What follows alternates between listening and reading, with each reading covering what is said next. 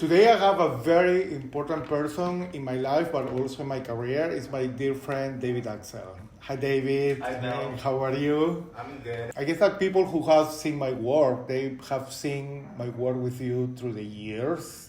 But tell us a little bit more about you. So I'm originally from Stockholm, Sweden. Started modeling in the late 90s over there. And I've been in New York for about 16 years now. And I met Bell right in the beginning of my modeling career here in New York. I think he was one of the first photographers I ever met in New York. I think it might have been 2008 or something. I remember when I met you because I had to go to the store and then you were on this like outside. Then we started to talk and then we kind of connected. And how many shoots have you done? I don't know, probably through the years, 30 maybe. I think that was the first film that we did, the clips. Yeah, that was a video we shot. That was our first video. I think our main project was the Big Apple. And that was the first photo shoot we did together. That was our first photo shoot. Yeah. I have the Polaroids previous to that photo shoot.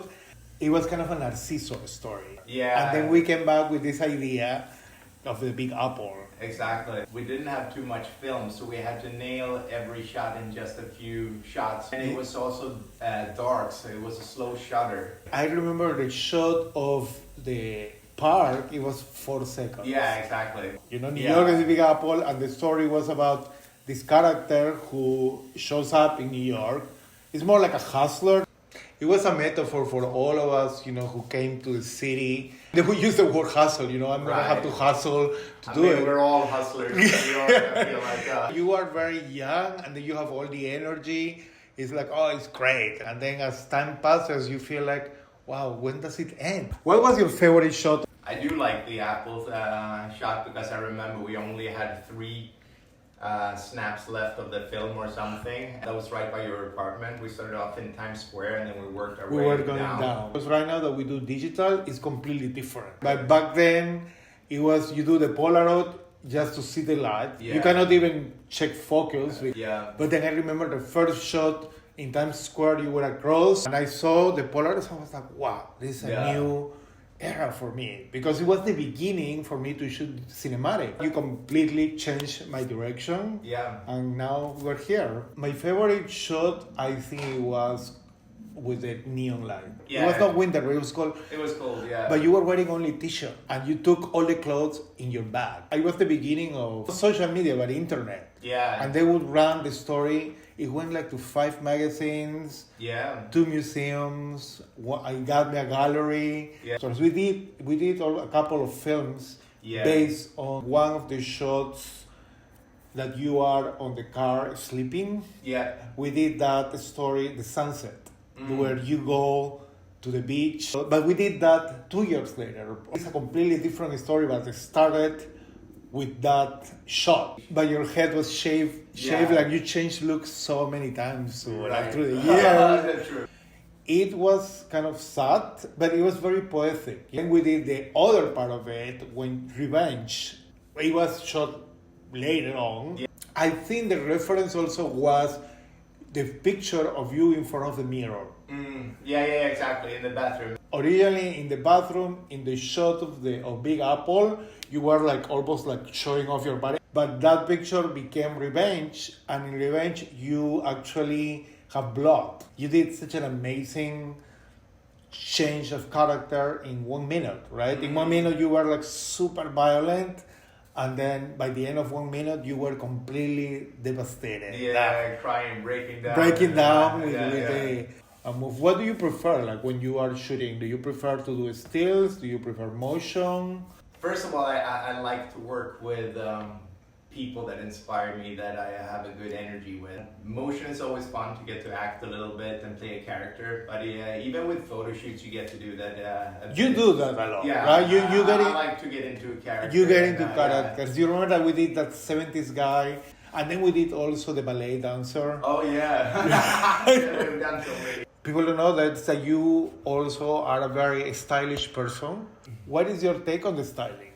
Same thing there, to be creative and be part of the process with someone and collaborate. I like that a lot. Like concepts when you have to create something a little fun and more creative that is maybe not so typical.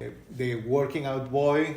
Oh yeah, Yeah. that was fun too, to be able to both do the styling and also help with the movement directing as well. For Adidas, a skateboard park. You remember? Yeah, that one was fun. That was great. Remember we just got kicked out right when we were finished. The timing was so perfect. It cannot be forced, right? No, exactly. Like if it's a natural connection, we're always having a good time, and then we always end up with some good end results. By far, the photographer I've shot with the most as well. We've just been friends for so long now. Yeah. It's close to 20 years probably. How is your relationship with New York? It's a long love relationship, a roller coaster like most loving relationships with passions are. Higher highs, lower lows, a fun struggle, sort of, you know. That's why for me, Big Apple was super special. It was kind of an homage what it meant to be here. It brings me back, like watching those pictures, I remember exactly how I felt back then because it's like such strong memories. To collaborate with somebody on the same level and doing it just for the love. And when you look back at modeling and whatever are the most fun projects where you connect with a person, usually those are more special to me than like big jobs or whatever. Because sometimes you have like the super big label jobs with a lot of people around and everything. I mean, it's an experience, but when we did Big Apple, we didn't even plan to publish it. We just did it for us, right? And then when I saw it, I mean, I loved it, but I didn't expect people to be like so like, wow. And then, you know, digital arrived. Yeah, exactly. Of course, it's changed the industry completely on so many different ways. Yeah. There are things that I preferred before that I thought it was a little more thoughtful, planned out concepts because you were more limited with film and everything back then was precise, right? Yeah, exactly. But there's also something nice about spontaneously just grabbing a digital camera. If digital didn't arrive, I would have done motion.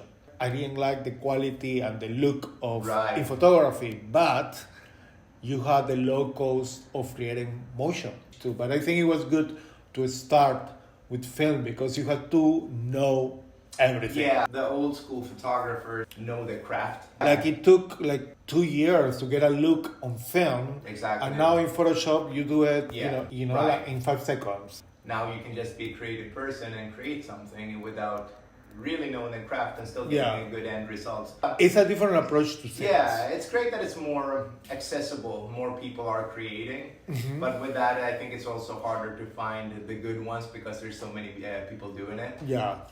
Thank you, David. Thank you, Bell. I mean, oh my God, it was I have to say one thing, I really appreciate you and our relationship because it's like, it's you were my original muse. It's only exactly. I mean, and the same goes the other way around too. You're one of my dear friends and professionals in this industry that I really love and appreciate having in my life, and working continuously with, and will probably do until and we never get tired, right? Races. Looking forward to many more decades. Exactly. We promise that. We promise that we're gonna shoot until one hits out, right? And at this point, I believe it. You know? Yeah, me too. So, me too.